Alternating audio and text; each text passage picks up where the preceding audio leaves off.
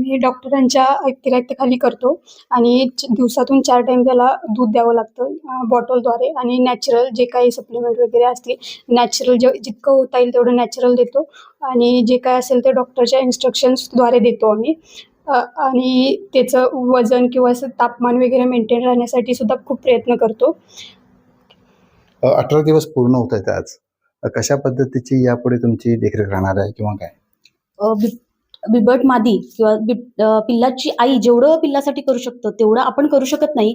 पण आमच्या वनविभागाचे शर्थीचे प्रयत्न आहेत की त्याच्यासाठी ते जिवंत राहावं, त्याचं आईची पुनर्भेट व्हावी यासाठी आम्ही डॉक्टरांच्या देखरेखीखाली करतो आणि दिवसातून 4 टाईम त्याला दूध द्यावं लागतं बॉटलद्वारे आणि नॅचरल जे काही सप्लिमेंट वगैरे असतील, नॅचरल जितकं होता येईल तेवढं नॅचरल देतो आणि जे काय असेल ते डॉक्टरच्या इन्स्ट्रक्शन्सद्वारे देतो आम्ही. आणि त्याचं वजन किंवा असं तापमान वगैरे मेंटेन राहण्यासाठी सुद्धा खूप प्रयत्न करतो. 18 दिवस पूर्ण होत आहेत आज. कशा पद्धतीची यापुढे तुमची देखरेख राहणार आहे किंवा काय? बिबट मादी किंवा पिल्लाची आई जेवढं पिल्लासाठी करू शकतो तेवढं आपण करू शकत नाही. पण आमच्या वनविभागाचे शर्थीचे प्रयत्न आहेत की त्याच्यासाठी ते जिवंत राहावं, त्याचं आईची पुनर्भेट व्हावी यासाठी